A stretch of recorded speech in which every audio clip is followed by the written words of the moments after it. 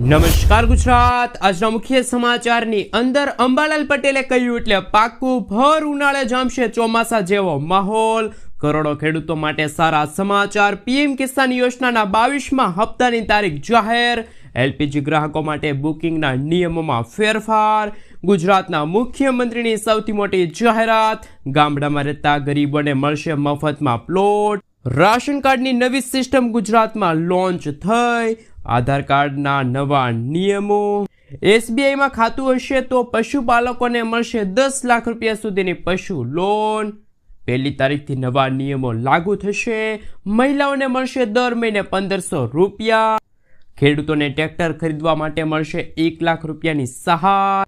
કિસાન credit કાર્ડમાં નવા ફેરફારો। સોના ચાંદીના ભાવમાં થયો છે વધારો। ખેડૂતો માટે સૌથી મોટી જાહેરાત। જમીનનું પણ બનશે કાર્ડ। પેટ્રોલ ડીઝલના ભાવ અંગે સરકારનો સૌથી મોટો નિર્ણય। અને આજના સૌથી મોટા ખેડૂત ઉપયોગી સમાચાર જાણીશું આજના આ વિડીયોની અંદર। મિત્રો, દરેક સમાચાર દરેક માહિતી જણાવીએ એ પહેલા ગુજરાતના જે પણ મિત્રો ચેનલ ઉપર જો પહેલી વાર આવ્યા હોય તો મિત્રો ખાસ કરીને વિડીયોને એક લાઇક કરી ચેનલને સબસ્ક્રાઇબ કરવાનું ભૂલતા નહીં। સાથે આજનો આ વિડીયો છે જેને અંત સુધી જોતા રહેજો। સૌથી પહેલા મિત્રો અત્યારના તાજા સમાચાર ઉપર નજર કરીએ તો ખેડૂતો પીએમ કિસાન યોજનાના 22મા હપ્તાની રાહ જોઈ રહ્યા છે।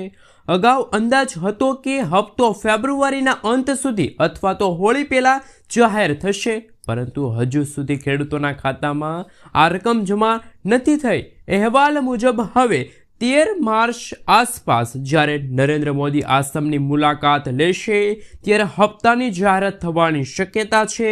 સરકાર તરફથી હજુ સત્તાવાર જાહેરાત કરવામાં નથી આવી, તેથી લાભાર્થી ખેડૂતોમાં આગામી ચૂકવણી અંગે મૂંઝવણ છે।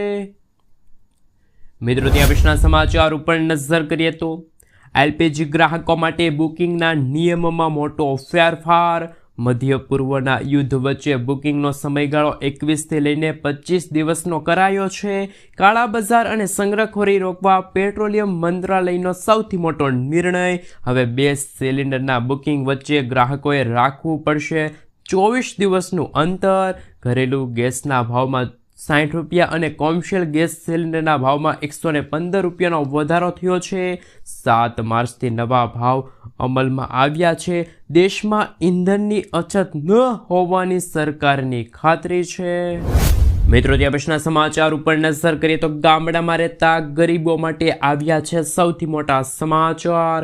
ગુજરાતના મુખ્યમંત્રી ભૂપેન્દ્ર પટેલે રાજ્યના ગ્રામીણ વિસ્તારમાં રહેતા ગરીબ અને આવાસ વિહોણ પરિવારો માટે એક અત્યંત મહત્વપૂર્ણ અને સંવેદનશીલ નિર્ણય લીધો છે। વડાપ્રધાન નરેન્દ્ર મોદી દ્વારા સૌર ઉર્જાના સ્વપ્નને સાકાર કરવાના ઉદ્દેશથી હવે ગ્રામીણ સ્તરે જમીન વિહોણ જરૂરિયાતમંદોને મફત ઘરથાળ પ્લોટ ફાળવવાની યોજનાને વધુ વ્યાપક અને સરળ બનાવવામાં આવી છે। મિત્રો, ત્યાં પછીના સમાચાર ઉપર નજર કરીએ તો ગુજરાતમાં ગરમી વચ્ચે પલટાશે હવામાન। ઉનાળાની ગરમીની શરૂઆત સાથે ગુજરાતમાં કાળઝાળ તાપમાન લોકોને ત્રાસ આપી રહ્યું છે, પરંતુ આ ગરમી વચ્ચે હવામાનને લઈને એક મોટી આગાહી સામે આવી છે। ગુજરાતના જાણીતા હવામાન નિષ્ણાત અંબાલાલ પટેલે ગુજરાતના હવામાન અંગે મહત્વપૂર્ણ સંકેતો આપ્યા છે। અંબાલાલ પટેલના જણાવ્યા મુજબ 14 માર્ચ પછી રાજ્યના વાતાવરણમાં મોટો પલટો આવી શકે છે। હવામાન નિષ્ણાત અંબાલાલ પટેલના જણાવ્યા અનુસાર 16થી લઈને 20 માર્ચ દરમિયાન મધ્યમ નકશાનો વિક્ષેપ સક્રિય થતાં ગુજરાતના કેટલાક વિસ્તારોમાં કરા સાથે વરસાદ પડવાની શક્યતા છે। આગાહી મુજબ 16થી લઈને 28 માર્ચ દરમિયાન રાજ્યના કેટલાક ભાગોમાં અચાનક પવન સાથે વરસાદ અને કરા પડવાની શક્યતા વ્યક્ત કરવામાં આવી છે। એટલું જ નહીં, માર્ચના અંતિમ દિવસો અને એપ્રિલ મહિનાની શરૂઆતમાં પણ દેશ અને ગુજરાતના વાતાવરણમાં ફેરફાર જોવા મળી શકે છે। મિત્રો, ત્યાં પછીના સમાચાર ઉપર નજર કરીએ તો જ્યારે ગુજરાતના પાડોશી રાજ્ય મહારાષ્ટ્રમાં ખેડૂતોની લોન માફ થાય તો ગુજરાતમાં કેમ નહીં? કારણ કે મહારાષ્ટ્રના મુખ્યમંત્રીએ બજેટ 2026 અને 27 અંતર્ગત ખેડૂતો માટે એક મહત્વપૂર્ણ ભેટ આપી છે। સરકારે ખેડૂતો માટે કૃષિ લોન માફીની સૌથી મોટી જાહેરાત કરી છે. લોન માફી યોજના હેઠળ ખેડૂતોને 2 લાખ રૂપિયા સુધીની લોન માફ થશે, જેમાં તારીખ 30 સપ્ટેમ્બર 2025 સુધીમાં જે ખેડૂતોએ લોન લીધી છે એવા ખેડૂતોની લોન માફ થશે. જે ખેડૂતો નિયમિતપણે લોન ચૂકવે છે તેવા ખેડૂતોને સરકાર તરફથી 50,000 રૂપિયા સુધીની પ્રોત્સાહન રકમ પણ મળશે. તો મિત્રો, શું મહારાષ્ટ્રમાં જે રીતે ભાજપની સરકાર છે એવી રીતે ગુજરાતમાં પણ ભાજપની સરકાર છે? શું મિત્રો ગુજરાતના ખેડૂતોની પણ લોન માફ થવી જોઈએ? હા કે ના નીચે કોમેન્ટ બોક્સમાં જરૂરથી જણાવી આપજો. મિત્રો, ત્યાં વિશેના સમાચાર ઉપર નજર કરીએ તો ક્રેડિટ કાર્ડમાં લોન 3 લાખથી 5 લાખ રૂપિયા કરે, પરંતુ 1 વર્ષથી આ યોજના છે એ અમલમાં નથી. ખેડૂતો માટે સૌથી મોટા સમાચાર. રાજ્ય સરકાર દ્વારા વર્ષ 2025-26ના બજેટમાં ખેડૂતોના હિતમાં એક મોટી જાહેરાત કરવામાં આવી હતી કે કિસાન ક્રેડિટ કાર્ડની લોન મર્યાદા 3 લાખ રૂપિયાથી વધારીને 5 લાખ કરવાની જાહેરાત, કે જે 1 વર્ષ વીતી ગયા હોવા છતાં પણ હજુ સુધી એનો લાભ ખેડૂતોને નથી મળ્યો. તો કે 32 લાખ ખેડૂતો પ્રભાવિત થયા છે. પરિપત્રના અભાવે રાજ્યના લાખો ખેડૂતો હજુ પણ જૂની મર્યાદા મુજબ લોન મેળવી રહ્યા છે. બજેટમાં જોગવાઈ થઈ હતી. સરકારે આ માટે 1200 કરોડ રૂપિયાની જોગવાઈ કરી છે, છતાં બેન્કો હજુ 3 લાખ રૂપિયા સુધીની ધિરાણ પણ આપતી નથી. કુદરતી આફતોનો માર. ચાલુ વર્ષે અતિવૃષ્ટિ છે, જીવાતોના કારણે પાક નિષ્ફળ જતા ખેડૂતોને આર્થિક મુશ્કેલીમાં મુકાઈ ગયા છે. ખેડૂતોને આર્થિક રીતે ઘરે બેઠા કરવા માટે 5 લાખ રૂપિયાની લોન મર્યાદા અમલમાં સત્વરે થાય તે અત્યંત જરૂરી છે. મિત્રો, ત્યાર પછીના સમાચાર ઉપર નજર કરીએ તો સૌથી મોટા સમાચાર. રાશન કાર્ડની નવી સિસ્ટમ ગુજરાતમાં લોન્ચ થઈ ગઈ છે. સૌથી પહેલાં મિત્રો આપણે જણાવી દઈએ તો રાશન કાર્ડ ધારકો માટે સૌથી મોટી ખુશખબર સામે આવી. ડિજિટલ ઇન્ડિયા અંતર્ગત ભારત સરકારે અનોખી પહેલની કરી છે શરૂઆત. દેશમાં પહેલીવાર રાશન સિસ્ટમને ડિજિટલ બનાવવા માટે પોસ્ટ મશીન અને one nation one ration card જેવી યોજનાઓ અમલમાં મૂકી છે.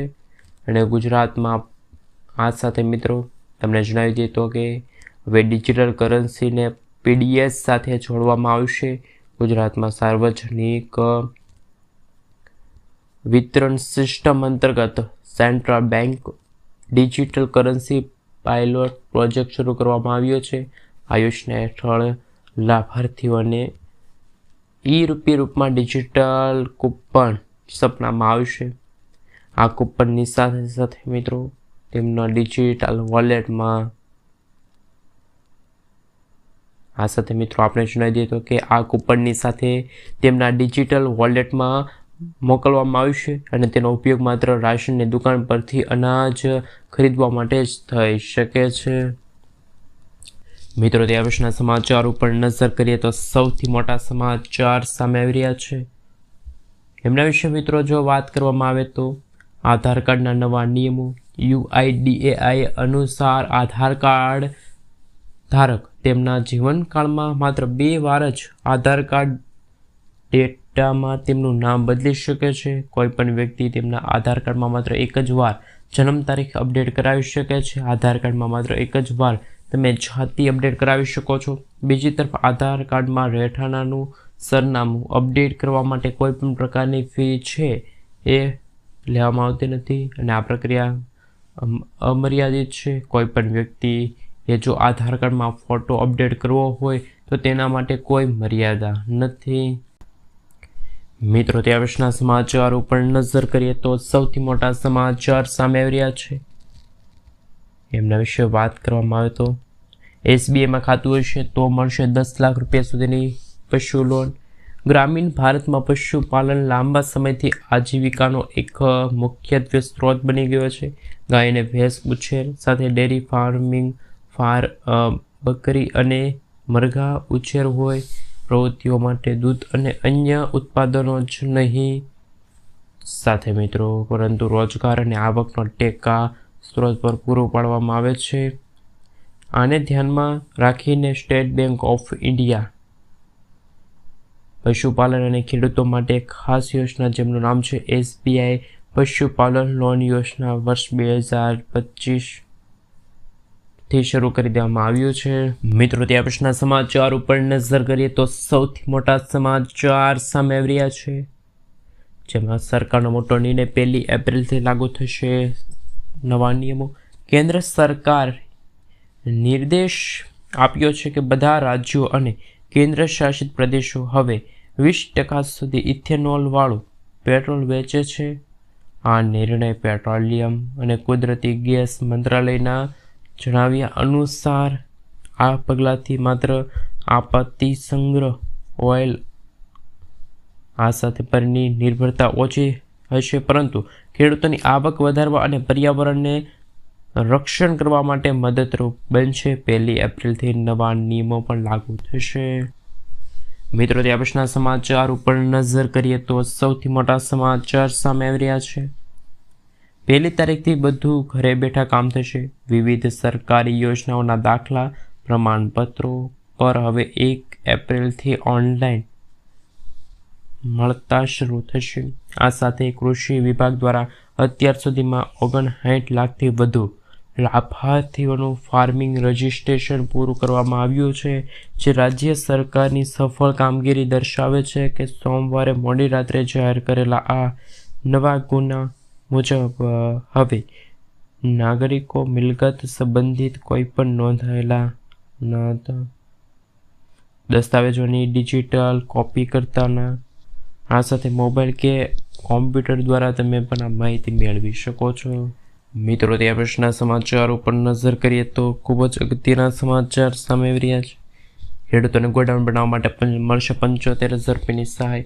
ગુજરાત સરકાર દ્વારા રજૂ કરવામાં આવેલા મુખ્યમંત્રી પાક સંગ્રહ સ્ટ્રક્ચર યોજના અમલમાં મૂકવામાં આવ્યો છે, અને આ યોજનાનો મુખ્ય હેતુ છે સાથે મિત્રો અસરકારક રીતે સુરક્ષિત રાખવા માટે એક મુખ્ય રજૂઆત કરે છે। આ યોજના હેઠળ ખેડૂતો તેમની લાગણીઓ સંગ્રહ કરવા માગે છે, પરંતુ મિત્રો આપણે જણાવી દઈએ તો અંધારિયા વરસાદ અને અતિશય વરસાદ સહિતની હવામાન પેટર્નને લઈને જ્યારે ખેડૂતોના પાકને નુકસાન થતું હોય છે, ત્યારે ખેડૂતો જ્યારે ગોડાઉન બનાવે છે ત્યારે ખેડૂતો પોતાના પાકને સાચવી શકે છે, અને ખેડૂતો તેમની ઉપજને બગડવાનું જોખમ લે છે, તેનાથી નોંધપાત્ર નુકસાન પણ થાય છે। આ સરકારને ઓળખી મિત્રો, ત્યારના સમાચાર ઉપર નજર કરીએ તો સૌથી મોટા સમાચાર મહિલાઓ માટે મોટી ખુશ ખબર। આંતરરાષ્ટ્રીય મહિલા દિવસ દરમિયાન પંજાબ સરકારે ખાસ કરી પંજાબની મહિલાઓ માટે એક ઐતિહાસિક નિર્ણયની જાહેરાત કરી હતી।